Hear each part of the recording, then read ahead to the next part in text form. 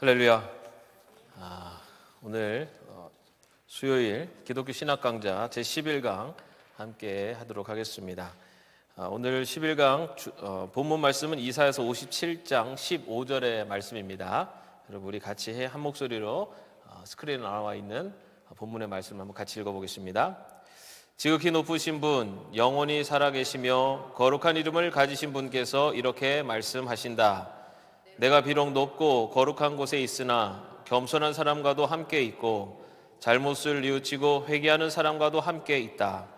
겸손한 사람과 함께 있으면서 그들에게 용기를 북돋워주고 회개하는 사람과 같이 있으면서 그들의 상한 마음을 아물게 하여 준다. 지난 시간까지 우리가 하나님의 본질과 그리고 하나님의 그 성품에 대한 부분을 같이 공부를 했습니다. 오늘은 제목이 초월성과 내재성입니다. 굉장히 신학적인 단어로 이렇게 느껴집니다.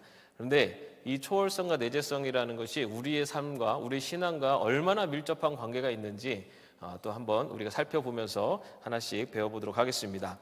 자, 먼저 질문으로 시작을 해보도록 하겠습니다. 여러분, 하나님은 어디에 계신다고 생각하십니까? 하나님은 어디에 계실까요? 네. 저 우주 어딘가에, 아니면은 알 수 없는 어딘가에, 아니면 내 바로 옆에, 내 마음속에 어디에 계실까요? 두 번째 질문입니다. 하나님은 친근한 분입니까? 아니면은 접근하기 어려운 분이 무서운 분입니까? 하나님은 너무나 편하게 언제라도 가까이 갈 수 있는 분인지, 아니면 가까이 하기엔 너무 먼 당신인지. 성경에 보면은 하나님을 본 자는 죽는다라고 되어 있습니다. 그죠? 그런데 성경에 보면 또 하나님처럼 아프고 외롭고 힘들어하는 사람들에게 다가가셔서 먼저 말씀하시고 그들을 위로하시고 힘주시는 분도 없는 것 같습니다.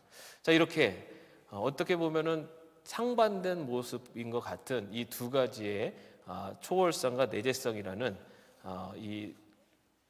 하나님에 대해서 한번 같이 살펴보도록 하겠습니다. 여러분, 오늘 선거가 있었습니다. 선거 투표를 하셨겠죠. 지금쯤이면 이제 개표가 벌써 시작되었고 계속 진행 중인 걸로 알고 있습니다. 여러분, 이렇게 질문하면 어떻겠습니까? 여러분, 하나님께서는 이 선거에 개입을 하셨을까요? 안 하셨을까요?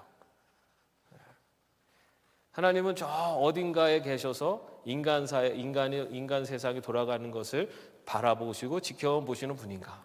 아니면 하나님은 일일이 하나하나 인간 사회에서 일어나는 모든 일들에 개입하시는 분인가? 이 두 가지를 가지고 한번 살펴보도록 하겠습니다. 자, 먼저 하나님의 초월성이란 무엇인가? 초월성, 말 그대로 초월한다, 뭔가를 뛰어넘고 뭔가를 넘어선다라는 뜻을 갖고 있습니다. 이 초월성이라는 것을 쉽게 한마디로 얘기한다면은 하나님은 높은 곳에 계시는 분이다. 자, 그럼 높은 곳이 어딜까요? 저 하늘 구름을 넘어서 우주를 넘어서 은하계를 넘어가는 어디에 있을까요? 여기서 높은 곳이라는 것은 하나님은 어떤 피조물보다도 높고 위대한 분이며 어떤 존재와도 비교할 수 없는 초월적 존재다라는 것을 비유적으로 표현한 겁니다. 어떤 피조물보다 더 높고 위대하고 어떤 존재와도 비교할 수 없는 그런 분이다, 초월적인 존재다라는 그런 것이 바로 이 하나님의 초월성이다라는 뜻에 내포되어 있는 의미라고 볼 수가 있습니다. 실제로 성경에는 이렇게 고백을 합니다. 시편 97편 9절에 보면요, 주님은 온 땅을 다스리는 가장 높으신 분이시고 어느 신들보다 더 높으신 분입니다 라고 하면서 높으신 분이다, 어느 신들보다 높고 어떤 피조물보다 높고 위대하다, 이것은 분명히 피조물과의 세계와 다른 비교조차 불가능한 곳에 계시다라는 뜻을 갖고 있고요. 전도서 5장 2절에도 하나님 앞에서 말을 꺼낼 때 함부로 입을 열지 말아라. 마음을 조급하게 가져서도 안 된다. 하나님은 하늘에 계시고 너는 땅 위에 있으니 말을 많이 하지 않도록 하여라. 하나님은 하늘에 계시고 너는 땅 위에 있다. 하늘에 계시다라는 것은 땅에 있는 존재와는 분명히 다른 분이시다. 땅에 계신 게 아니라 하늘에 계시다. 구별된 곳, 그리고 이 땅을 초월해 계신 분이다라는 그런 고백을 성경에서도 하고 있습니다. 이렇게 하나님의 초월성에 대해서 성경을 보면은 너무나 많은 표현들이 하나님은 이 피조물과에 계시지 않고 저 멀리에서, 그리고 이 세상과는 비교되지 않은 곳에 계신 분이다라는 표현들이 많이 나오고 있습니다. 자, 그렇다면 하나님의 이 초월성이 갖고 있는 의미가 무엇인가? 자, 첫 번째, 인간의 지혜로는 하나님을 결코 완전히 이해할 수 없다. 여러분, 우리가 하나님에 대해서 알 수 있는 것은 어떻게 알 수가 있습니까? 하나님께서 알려주는 만큼만 알 수 있습니다. 하나님께서 알려주는 만큼, 하나님이 알려준다는 것을 우리가 그 전에 배운 적이 있는데요. 뭐라고 합니까? 계시라고 하지 않습니까? 계시. 하나님께서 알려주는 만큼, 하나님께서 계시하는 만큼 알 수 있다라는 뜻이기도 합니다.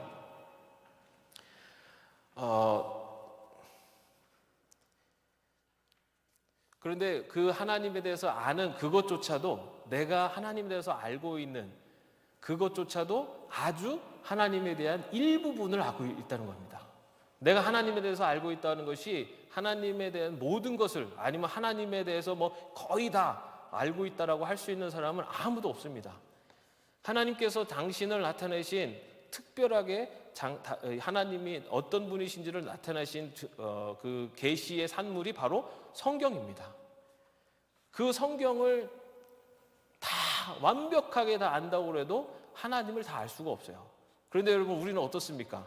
하나님이 당신을 나타내신 성경에 대해서 얼만큼 알고 계십니까? 아마 거기에 있는 내용을 얼마 정도 이해를 하고 계신지 그건 사람마다 다를 겁니다.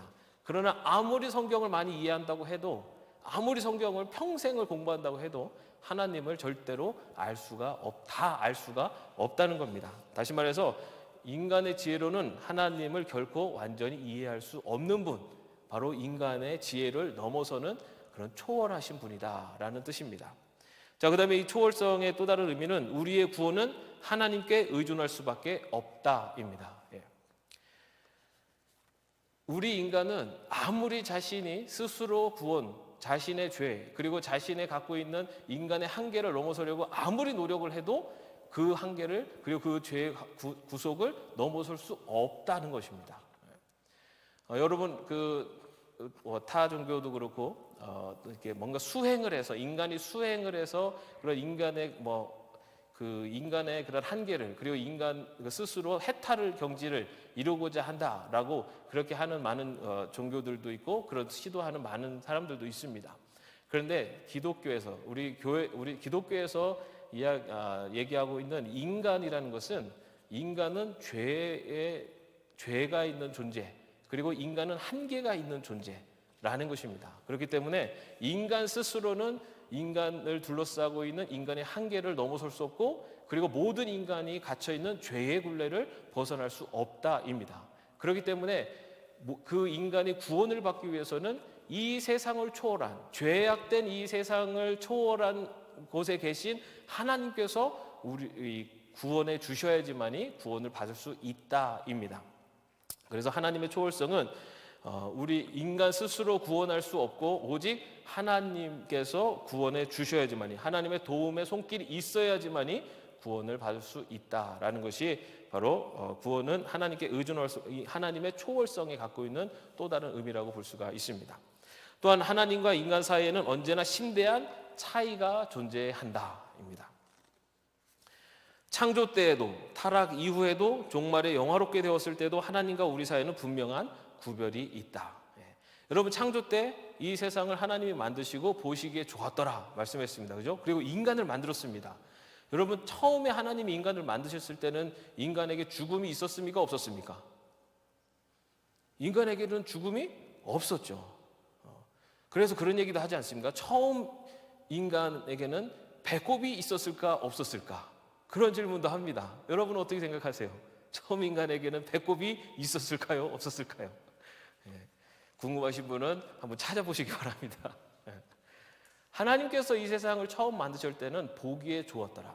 거룩하시고 완전하신 하나님이 보시기에 좋았다는 것은 죄가 없는 세상이었다는 겁니다. 완전한 세상. 바로 하나님께서 창조하신 세계는 바로 그런 세계였고, 하나님이 창조한 인간 역시 하나님의 형상이 온전하게 살아있는, 하나님의 형상이 온전하게 반영된 그런 인간으로 하나님이 만드셨다는 겁니다. 그러나 죄가 들어옴으로써, 죄가 들어옴으로써 그 모든 완전함이 깨어지기 시작했고 하나님과 이 피조물과의 큰 차이가 그리고 간극이 생기기 시작을 했다는 겁니다. 그래서 지금 이 세상과 이 인간과 하나님과의 사이에는 그런 심대한 차이가 존재하는, 그런데 그 피조물로 완벽하게 만들었었던 그 창조 때에도 하나님과 그 완벽한 창조 세계와는 본질적으로 다른 세계였다는 겁니다. 그리고 그것이 죄로 인해서 타락한 오늘날의 이 피조 세계에도 어떤 것도 하나님과 분명히 본질적인 차이가, 큰 차이가 있다는 것이고, 우리가 마지막 때 영화의 세계에 들어갈 때, 영화라는 것은 우리가 마지막 때에 부활을 해서 영원한 생명을 가지고 하나님의 나라에 들어가는 것을 영화라고 하지 않습니까? 그런 영화의 때에 가서 우리가 그 하나님 나라에 있을지라도 그곳에서 하나님과 본질적인 차이가 있다라는 것입니다. 하나님과는 어떤 때도 분명한 차이가 있다라는 것을 초월성이다라고 이야기를 합니다. 그렇기 때문에 구원은 인간이 신처럼 되는 것이 아니라 하나님이 의도하는 온전한 피조물의 모습으로 회복하는 것이다.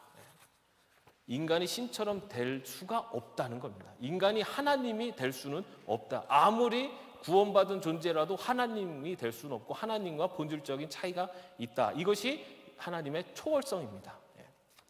또한 하나님 초월성이 갖고 있는 또 다른 의미는 인간은 최고의 표준이 아니다입니다.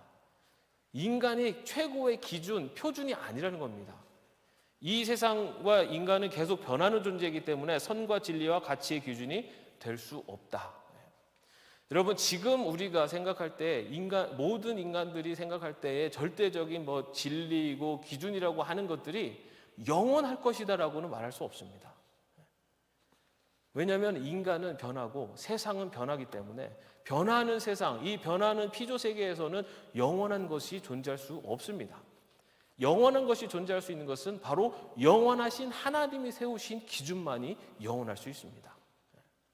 영원하신 하나님, 완전히 이 세상을 초월하신 분이 세우신 기준과 질서만이 그 영원함을 유지할 수 있다는 겁니다. 이 피조 세계에서 나타나고 있는 그런 인간의 만드는 어떤 법이나 철학이나 이런 모든 것들은 다 영원할 수 없다라는 것입니다.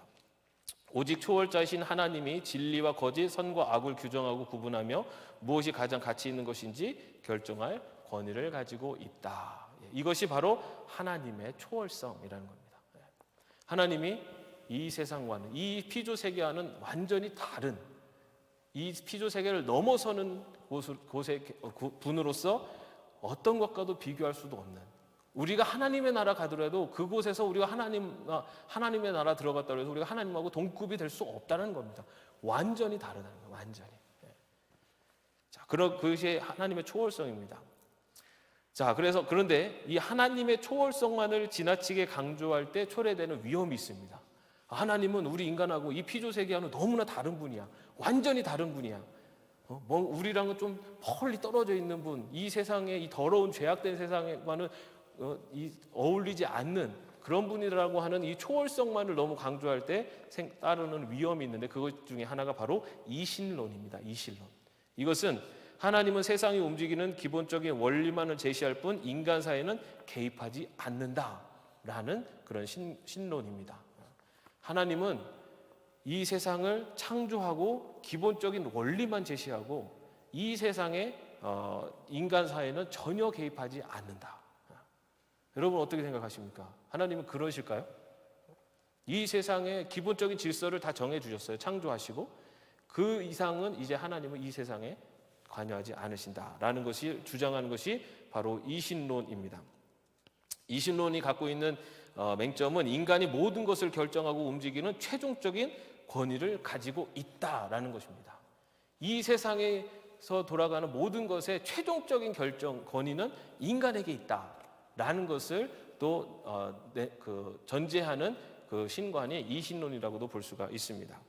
이것은 하나님의 초월성을 강조하려다가 우리의 삶에서 하나님을 완전히 배제해버리는 그런 어리석은 결과를 가져오게 될 수도 있는 그런 신론이라고 할 수가 있습니다. 여러분, 하나님은 분명히 우리 피조 세계 그리고 인간과는 분명히 다른 분입니다. 본질적으로 이게 비교의 대상이 아니고, 그리고 거룩하신 분, 우리가 하나님의 본질에 대해서도 얘기를 했잖아요. 독립성. 하나님은 스스로 계신 분이지 무언가에 의존적으로 있는 분이 아니에요. 하나님은 이 세상이 없다고 해서 존재하지 않는 분이 아니라 이 세상이 없을 때에도 존재하셨던 분이에요. 하나님과 인간은, 하나님은 무한하신 분이고 인간은, 이 세상은 유한한 세계입니다. 무한과 유한은 만날 수가 없어요. 유한과 무한은 만날 수가 없어요. 우리가 하나님을 안다고 하지만은 하나님을 다 알 수 없어요. 우리가 하나님을 다 안다는 것은 하나님은 무한자가 아니라 유한자라는 얘기입니다. 그렇기 때문에 우리는 하나님을 다 알 수 없어요. 이처럼 우리 피조 세계와 인간과 하나님과는 어떻게 보면 가까울 수 없는 존재, 완전히 다른 존재다라는 것을 얘기하는 것이 하나님의 초월성입니다. 자, 그렇다면 이 하나님의 초월성과는 조금 상반된 얘기처럼, 상반된 그런 주장처럼 얘기할 수 있는 것이 하나님의 내재성입니다. 내재성. 자, 한마디로 말해서 하나님의 내재성이라는 것은 하나님이 세상 속에 계신다라는 겁니다. 하나님이 이 세상 속에 계신다. 하나님은 이 우주 안에서 활동하시면서 역사와 인간의 삶 모두에 관여하신다. 오늘 우리가 투표를 하고 하나님, 이 모든 결과는 하나님이 다 이끄신 거다라고 그렇게 믿는 사람들이 갖고 있는 생각 중에 하나가 이 내재성이라고 할 수 있죠. 인간사를 하나님께서 하나하나 다 관여하신다. 자, 이 내재성과 관련된 성경 구절들이 있습니다. 사도행전 17장 27절 28절 말씀에 보면요, 하나님은 우리 각 사람에게서 멀리 떠나 계시지 아니하므로 우리는 그를 힘입어 살며 기동한다. 하나님은 우리 각 사람에게서 멀리 떠나 계시지 않다. 우리와 함께하고 계시다 라는 거죠. 다음 이사야서 57장 15절입니다. 내가 비록 높고 거룩한 곳에 있으나 겸손한 사람과도 함께 있고 잘못을 뉘우치고 회개하는 사람과도 함께 있다. 겸손한 사람과 함께 있으면서 그들에게 용기를 북돋아주고 회개하는 사람과 같이 있으면서 그들의 상한 마음을 아물게 하여 준다. 이사야서의 고백입니다. 상한 자들 그리고 아파하는 자들과 함께하고 있다. 여러분, 이 내재성이 강조되면서 하나님을 우리가 얘기할 때 어떻게도 얘기하냐면은 하나님은 나의 친구. 여러분, 하나님의 초월성을 얘기하면은 하나님을 친구라고 부르는 거는 안 맞죠. 하나님은 우리가 접근할 수도 없는, 구약 성경에 보면 하나님은 보기만 해도 인간은 다 죽을 수밖에 없는 것이 하나님과의 인간과의 차이입니다. 그런데 하나님은 나의 친구 이렇게 얘기하는 것은 굉장히 초월성과는 달라요. 그런데 내재성에서의 의미로 보면은 하나님은 언제나 함께 오고 계시고 나와 가까이 계신 분이에요. 그러니까 당연히 나의 친구 같은 분, 나에게 가장 가까운 분, 내가 제일 고통스럽고 힘든 것을 털어놓을 수 있는 분, 이런 분이 하나님이라는 거죠. 이것을 강조하는 것이 하나님의 내재성입니다. 자, 내재성의 의미를 좀 더 살펴보면요, 하나님은 세상 속에 계시며 모든 것에 관심을 가지고 보존하고 유지하고 보호하신다. 하나님은 이 세상 속에 계시면서 모든 것에 관심을 가지고 보존하고 유지하고 보호하신다. 여러분, 어떻게 생각하십니까? 하나님이 그런 분이신가요? 자, 이것을 또 조금 더 풀어서 얘기하면 하나님은 모든 인간들이 인간다운 삶을 살기를 원하고 그에게 필요한 것을 공급해 주신다. 인간들이 인간다운 삶을 살기를 원하시고 그리고 필요한 모든 것들을 공급해 주신다. 자, 우리의 살아가는 삶에서 하나님이 하나하나 다 개입하시고 다 공급해 주신다라는 것입니다. 또 하나님은 자연도 번성하고 아름다움을 유지할 수 있도록 필요한 것들을 계속 공급해 주신다. 이 자연이 유지되고 이 피조 세계가 유지될 수 있도록 한번 자연 질서를 한번 딱 해놓고 질서를 잡아놓고 나는 몰라 이게 아니라 하나하나 개입하셔서 다 먹이고 입히시고 돌보신다라는 겁니다. 자, 또 내재성의 의미를 또 다른 의미는 하나님은 세상 안에서 세상 내적인 요소들을 통해서 일하신다. 하나님은 특별하고 직접적인 개입뿐만 아니라 이 세상에 존재하는 모든 것을 이용해서 일하고 계신다. 하나님의 내재성, 하나님이 이 땅에서 하나님이 하나하나 개입하셔서 일하시고 개입하신다라는 것이 하나님이 직접 이렇게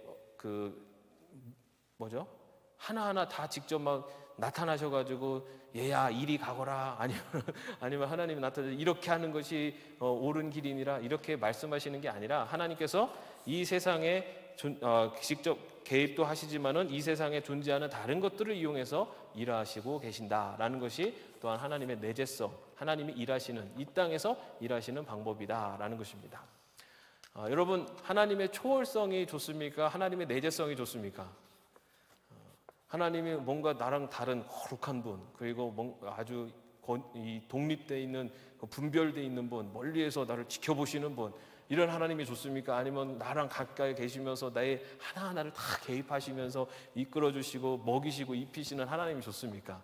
하나님의 초월성이 좋습니까? 내재성이 좋습니까? 예. 자, 그런데요, 어쩌면 우리는 하나님의 내재성을 좀 더 사모하고, 그런 하나님을 더 원한다고도 볼 수 있어요, 그죠? 그런데 이 내재성만 강조할 때도 초래되는 또 위험이 있습니다. 뭐냐면 간섭하고 통제하는 하나님이 일일이 다 간섭하고 하나하나 다 통제하시는, 그렇게 하나하나를 다 개입하신다는 것이 내재성만을 너무 강조했을 때 생길 수 있는 그런 부작용이라고 할 수가 있습니다. 자, 여러분, 하나님께서 일일이 하나하나 하나님 뜻대로 모든 것을 다 움직인다고 생각하십니까? 어떻게 생각하세요? 이 피조 세계, 하나님이 이 세상을 창조하실 때 어쩌면 다른 모든 자연 만물은 하나님의 질서에 다 순응을 하고 하나님의 그런 자연의 질서대로 움직입니다. 그런데 꼭 한 존재만 달라요. 그게 누구였냐면은 인간입니다. 인간은 다른 피조물과 좀 달라요. 근데 그 다른 차이점이 뭐냐면, 인간에게는 하나님께서 자유의지를 주셨어요. 자유의지. 하나님이 만약에 인간이 그냥 하나님의 말씀에 무조건 복종하고 하는, 하나님이 로봇으로 만드시지 않았다는 거예요. 인간에게 프로그램을 해가지고 너는 내 말에 무조건 순종하고 나만을 사랑하는 존재야 라고 하면서 그렇게 로봇으로 만들어서 하나님이 인간과 관계를 하지 않으신 거예요. 하나님은 이 우주 만물을 만드시면서 인간을 만드실 때 그 인간에게 자유의지를 주셨어요. 그리고 하나님은 그 인간과 그 관계를 맺고 서로 사랑의 관계를 맺으시려고 했어요. 근데 그것이 로봇을 만들어서 넌 날 사랑해야만 돼 이렇게 만드신 것이 아니라, 너의 의지로 나를 사랑하고 나의 말에 순종하고, 그리고 나도 너의 그 사랑과 내가 만든 너의 그런 모습을 보고 내 마음에 기쁨이 있고 너에게 더 많은 축복을 내리고, 이런 서로 상호 교류하는 그런 관계로, 어떻게 보면 요즘 말로 하면 소통하는 관계로 인간을 만드신 겁니다. 자유의지를 주고. 자, 그런데 내재성을 강조하다 보면은 하나님이 하나하나 다 인간에게 다 개입하신다 하면은, 내가 뭔가 생각하고 결정하는 그 모든 것들을 다 하나님이 개입하신다. 인간이 결정하고 판단하고 행동하는 것을 다 하나님이 결정하신다. 인간 세상에 돌아가는 모든 것들을 하나님이 다 결정하신다. 그렇게 함으로써 어떤 또 부작용이 나타나면은, 인간 행동의 일차적인 책임이 만약에 내재성을 강조하게 되면은 누구에게 갑니까? 이 땅에 나타나고 있는 모든 불의, 전쟁, 폭동, 자연재해, 자살, 폭력, 마약, 가정불화, 그런 고통, 이 모든 것들의 책임이 다 누구한테 있어요? 내재성만 강조하면. 하나님이 하나하나 다 조정했다 그러면. 저하고 우리 석준 전사님하고 막 싸웠어요. 그러면 이 책임이 누구한테 있어요? 내재성, 하나님이 우리를 다 조종하신다 그러면. 그러면 그게 하나님한테 있잖아요. 내재성만 강조하면. 이 세상의 모든 것, 인간의 한 결정, 이 세상에 돌아가는 모든 것이 하나님이 다 개입하신다는 것만 강조하면, 그러면 인간의 자유는 없어집니다. 자, 그래서 그 내재성만을 강조하다 보면은 인간의 책임, 그런 여러 가지 그 악한 결과들로 나오는 것에 대한 책임이 다 하나님께 돌아가는 거예요. 자, 그러나 또 한 가지는, 인간의 자율성을 파괴하지 않는 한에서 하나님은 개입하고 관심을 가지시고 지켜보신다. 이것이 하나님이 이 세상에 개입을 하시지만, 내재하시고서 모든 것을 개입을 하시지만은 인간사에 개입을 하시되, 하나님께서 일하시는 방법은 인간의 자율성을 파괴하지 않는 한에서 하나님이 개입하신다입니다. 하나님의 내재성, 하나님이 이 땅의 인간사회, 이 세상의 모든 것을 관여하시지만 인간사회에 이렇게 하나하나 개입하시는 그런 완전히 우리를 로봇으로 만들어서 우리를 조종하시는 것이 아니라 인간의 자유의지를 침해하지 않는 한에서 하나님이 일하신다는 겁니다. 그러면은 내가 결정하는 거에 대한 그 최종 책임이 누구한테 있습니까? 내가 어떤 것을 딱 결정을 해요. 그럼 그 책임이 누구한테 있습니까? 하나님 책임입니까? 내 책임입니까? 어렵습니까? 여러분, 하나님은 인간의 자율성을 파괴하지 않는 한에서 인간사에 개입을 하세요. 다시 말해서 우리가 하나님의 백성이 되면 우리 안에 우리가 예수 그리스도를 믿으면 우리 안에 누가 계시다는 증거라고 그랬죠? 성령 하나님이 계시다는 증거라고 그랬잖아요. 그죠? 성령님이 우리를 예수님을 믿게 하셔야지만 믿을 수 있어요. 그래서 내가 예수님을 믿는다는 얘기는 내 안에 성령 하나님이 임재하셨다는 거죠. 그 성령 하나님께서 우리를 도와주시는 분이에요. 우리를 조종하시는 분이 아니라.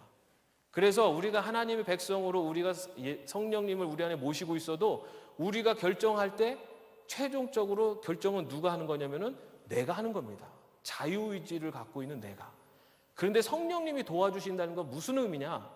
성령님께서 나에게 하나님의 뜻을 알려주신다는 거예요. 예전에 하나님을 모를 때, 성령님이 내 안에 안 계실 때는 하나님의 뜻을 분간할 줄을 모르는 죄의 길을 향하는 그런 인간이었어요. 그런데 성령 하나님이 내 안에 임재하신 다음부터는 하나님의 뜻이 어딘지를 보여주신다는 거예요. 도와주신다는 거예요. 예전에는 당연히 이쪽으로 갔는데 성령 하나님이 내 안에 임재하신 다음부터는 내가 당연히 이쪽으로 가야 되는데 성령님께서 그 길이 아니라 이 길이 하나님이 원하시는 길이란다 라고 알려주시는 거예요.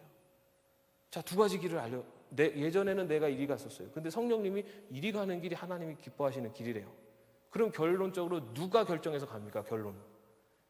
결론은 내가 결정하는 거예요. 자유의지를 가진 내가. 그래서 성령님이 이쪽으로 가라는 것에 순종하면서 이리 갈 수도 있고 내가 옛날에 옛사람의 그 결정대로 이렇게 갈 수도 있어요. 그런데 우리는 성령님이 임재하셔서 야, 이리 가는 게 이게 하나님 뜻이야라고 양심을 통해서 막 말씀을 하셔도 우리의 옛사람은 자꾸만 옛날대로 가려고 하는 거예요. 그래서 예전에는 당연히 이리 갔었는데 이제는 성령님이 오셔가지고 나를 괴롭히시는 거죠. 그리 가면 안 돼. 하나님은 이리 가는 걸 원해. 그러면 한 번 주저했다가 어디로 갑니까? 또 다시 옛사람으로 가는 겁니다. 그런데 그 다음에 또 그런 일이 생겼는데 그때 또 마음의 양심이 더 오는 거예요. 이게 아닌데 이쪽이 하나님이야. 하나님 기뻐하신 일이야 라고 하면서 계속 이번에도 또 고민하다가 웬만하면 다 옛사람으로 가요. 바로 하나님 뜻대로 가지 않습니다. 사람이 잘 안 변한다고 하잖아요. 그죠? 자기가 생각하는 자기 욕심대로 자기가 살아온 방식대로 살아가는 것을 결정하려고 하는 성향이 인간에게 누구나 있습니다. 그런데 하나님이 성령님이 도와주시는 거예요. 계속 이리 가라 이리 가라. 때로는 이리 가라 해도 안 되면은 매를 치시는 겁니다. 너 이리 가라고 그랬는데 안 가? 그러면서 매를 탁 치셔요. 그러면 그때 탁 깨닫는 겁니다. 아, 이 길이 아니었구나. 이 길로 가야 되는구나. 하나님이 도와주시는 거예요. 하나님은 인간의 자율성을 파괴하지 않는 한도에서 하나님이 개입하신다는 거죠.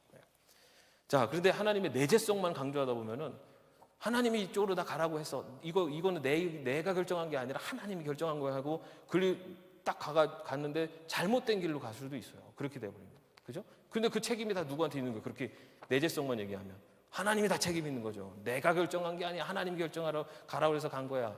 아니요. 결과적으로는 인간이 결정을 합니다.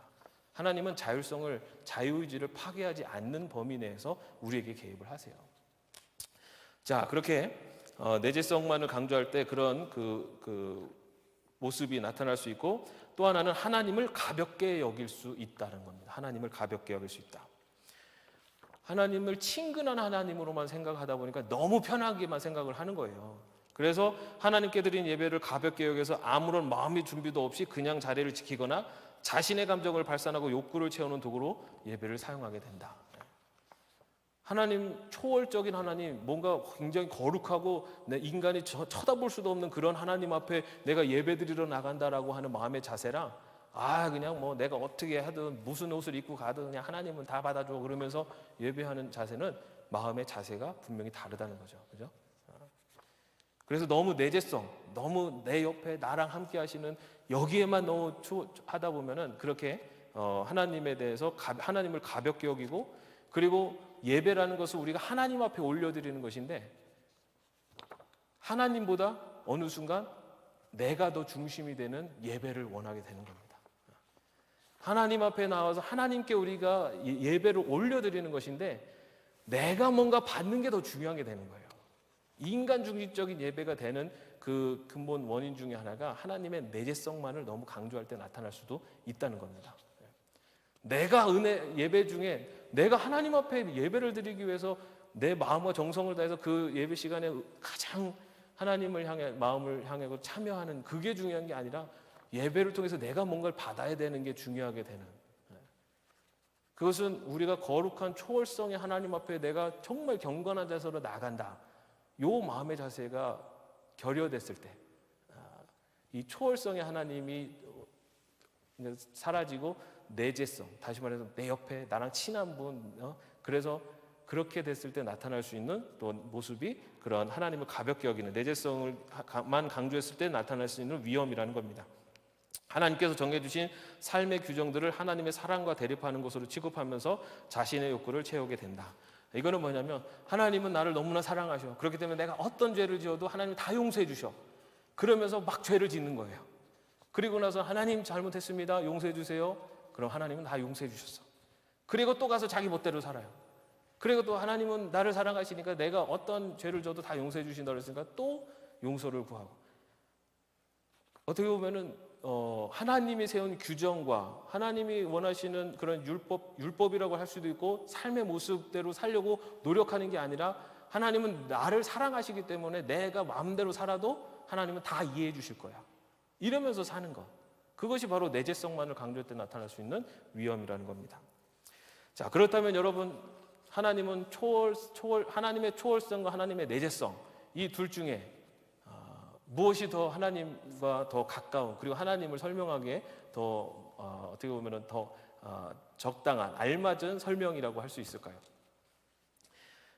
하나님은 이 초월성과 내재성을 다 갖고 계신 분입니다. 하나님은 초월성과 내재성의 이 두 가지 모습을 다 갖고 계시다. 자, 초월성과 내재성의 균형, 하나님은 이 두 가지 모습을 모두 가지고 있다. 하나님은 피조물과 달리 독립적이고 자존적이며 피조물이 범접할 수 없을 만큼 거룩하고 엄위하고 영광 가운데 계신 분이다. 이게 뭡니까? 하나님의 초월성이죠. 하나님은 피조물과 다른 분이에요. 완전히 범접할 수 없는 거룩하고 그리고 영광 가운데 계신 분. 또한 하나님은 멀리 떨어져 계시지 않고 우리 가운데 계시면서 우리를 사랑하고 우리의 삶 속에서 밀접한 관계를 맺기 원하시는 분이다. 이것은 하나님의 내재성이죠.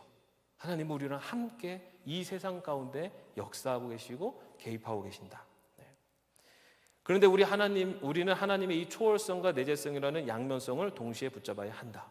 여러분, 성경에 보면은 바로 이 초월성과 내재성이 다 나오고 있습니다.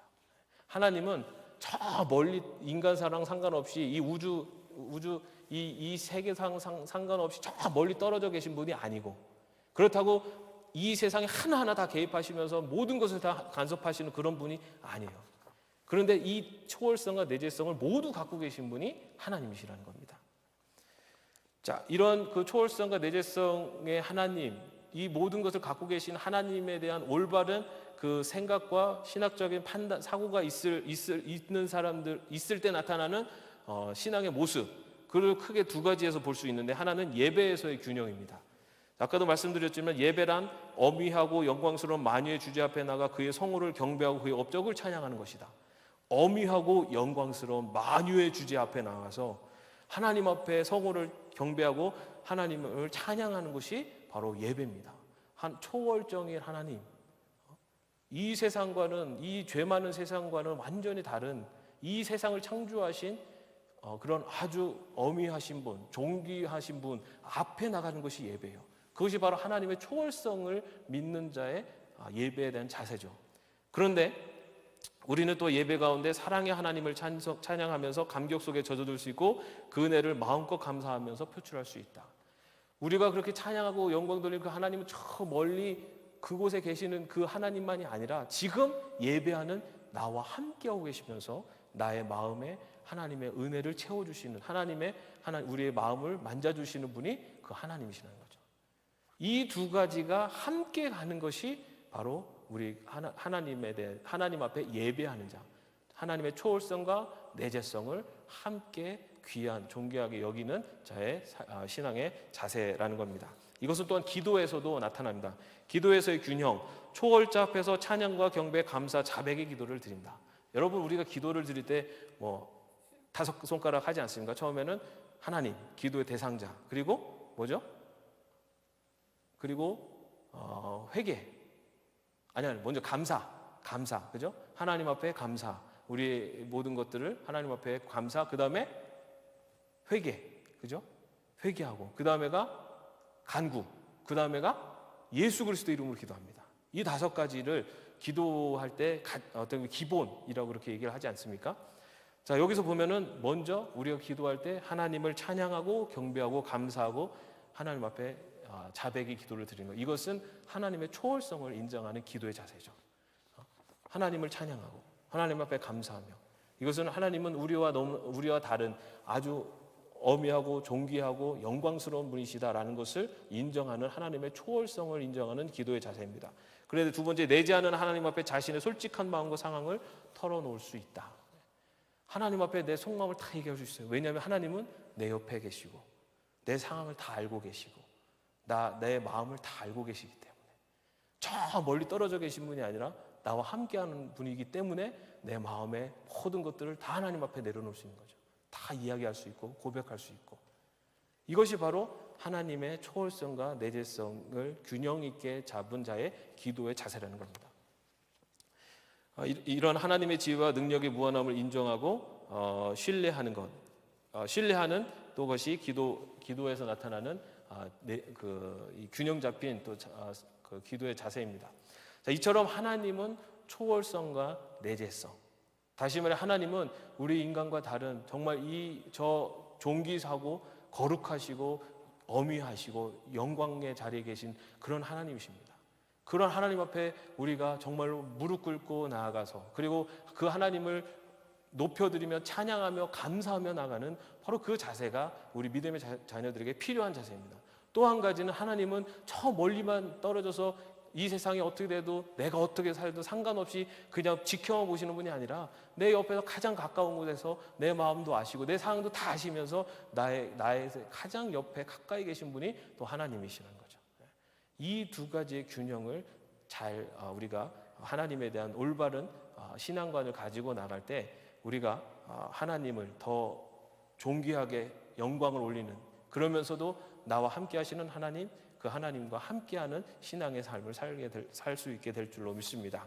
오늘 우리가 살펴본 것처럼 하나님은 이 초월성과 내재성이라는 이 양면성을 다 갖고 계신 분입니다.